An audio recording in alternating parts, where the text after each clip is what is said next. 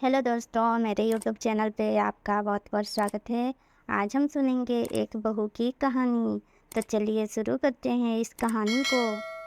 माँ जी, ये 5,000 रुपये आप अपने पास रखिए। ये बोलते हुए बहू ने सास को 5,000 रुपये दिए और बहू अपने ऑफिस के लिए निकल गई। सास का एकदम से गला भर आया। भरे गले से बोली, बेटी, मुझे इतने पैसे का क्या काम है। माँ जी, 1 महीना हुआ है हमें इस नए घर में आए। मैं रोज़ देख रही हूँ आपको कितनी चीज़ों के लिए पैसे लगते हैं। आप सब्ज़ी लेती हो, फल लेती हो, काम वाली भी कभी आपको पैसे माँगती है। आप रोज़ सामने वाले गार्डन में घूमने जाती हो। आपका कुछ खाने का मन हुआ या कुछ खरीदने का मन हुआ तो आप ये 5,000 रुपये अपने पास रखिए।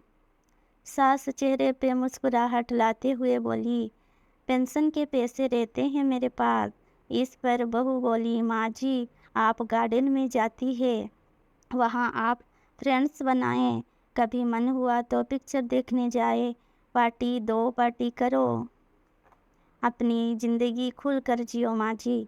इन्होंने मुझे बताया कि अपने बहुत मुश्किलें उठाते हुए इस घर को संभाला है। बड़े भैया अपने घर में खुश हैं, दीदी अपने ससुराल में खुश है, हम भी खुश हैं।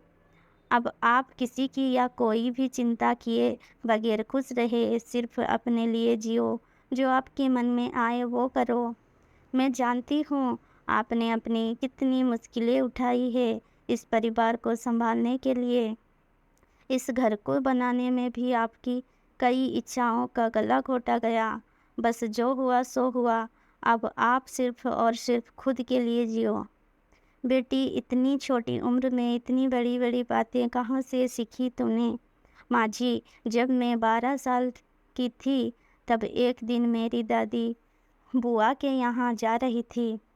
मेरी माँ ने दादी को 500 रुपये उनके हाथ पर रखे और बोली, वहाँ बच्चों को बाहर ले जाना, नानी की तरफ से कुछ खाने पीने पे खर्च करना, खिलौने लेकर देना।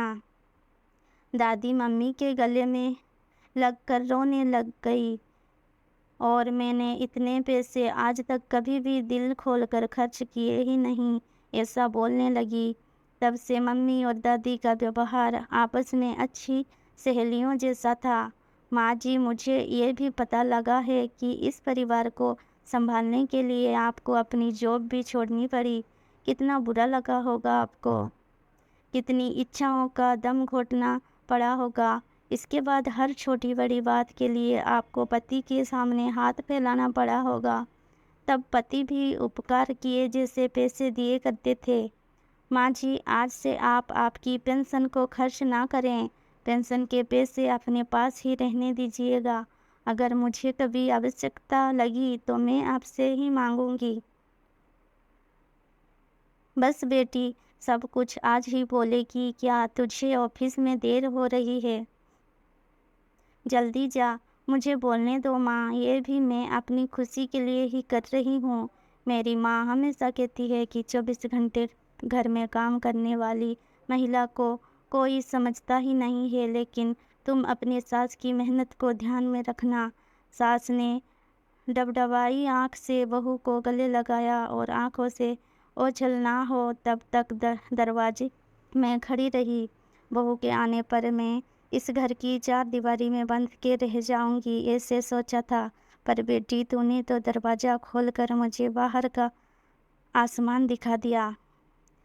तो दोस्तों, इस कहानी से हमें ये सीख मिलती है कि किसी की बेटी हमारे घर की बहू है और हमारी बेटी किसी घर की बहू है।